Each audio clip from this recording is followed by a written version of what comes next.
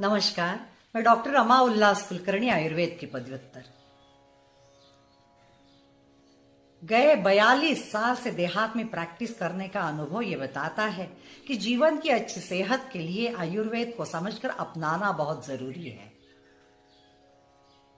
इस एपिसोड में हम जानेंगे उत्तरायण यानी आदान काल के बारे में, जिस काल में सूरज की किरणें उत्तर दिशा की तरफ से धरती की तरफ आती है। दक्षिणायन यानी विसर्ग काल के अंत में असीम ठंडी से उठकर जब ऋतु उत्तरायण में कदम रखता है, यानी उत्तरायण के शुरू में कदम रखता है, तब वह ठंडी गुलाबी ठंडी में परावर्तित होती है। लेकिन जाठराग्नि उसी ऋतु में जैसा तीक्ष्ण रहता है वैसा ही रहता है। उसको शांत करने के लिए हमें शरीर का ग्रहण करने वाले, पोषण करने वाले पदार्थ स्निग्ध, मधुर, आम्ल यानी खट्टा, लवण यानी नमकीन पदार्थों का इस्तेमाल करके उसे शांत करना जरूरी है। और उसी के साथ वही स्निग्ध और तैल युक्त पदार्थों से हम पूरे शरीर को लगा के बाहरी रुक्षता से बचाए रख सकते हैं। उत्तरायण के मध्य में दक्षिण दिशा की तरफ से गर्म हवाएं बहने लगती हैं और उसी की वजह से सूरज की किरणें और तपकर धरती पर आती हैं।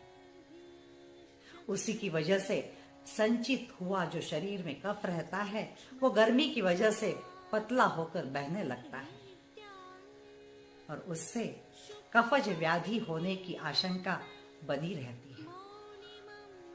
इन दिनों आसव अरिष्ट, तीखे व्यंजन, मध पानी, नागरमोथा, शुंठी, इनके काढ़े और दाड़िम शरबत जैसे चीजें लाभदायक होती हैं। उत्तरायण के अंत काल में सूरज की उष्णता प्रखर होती है। इस प्रखरता की वजह से सृष्टि में सूखापन आ जाता है। हवाएं नैऋत्य दिशा की ओर से चलती हैं और प्रखर तीव्र उष्णता की वजह से मनुष्य भी थक जाता है। मिट्टी के बर्तन में रखे हुए पानी से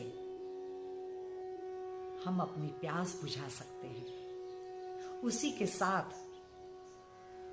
जाठराग्नि मंद रहता है इन दिनों में, तो उसमें रस से भरे फल यानी तरबूज, खरबूज, संतरा, मौसम्बी, अनार, ककड़ी, नारियल पानी, इन सब चीजों से हम हमारे अंदरूनी सूखापन कम कर सकते हैं।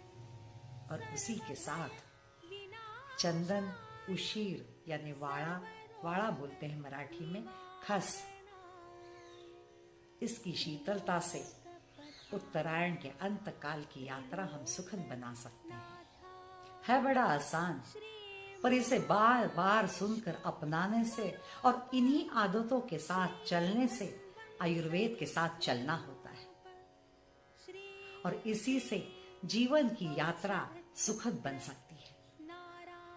तो इसी सुखद यात्रा के लिए जुड़े रहिए कुलकर्णी हॉस्पिटल, अकोले, अहिल्यानगर, महाराष्ट्र से। और उसे समझ में आया हो तो लाइक भी करें और न आया हो तो फिर से सुने और फिर उसे सब्सक्राइब करें और औरों को भी शेयर करें। फिर मिलेंगे। धन्यवाद।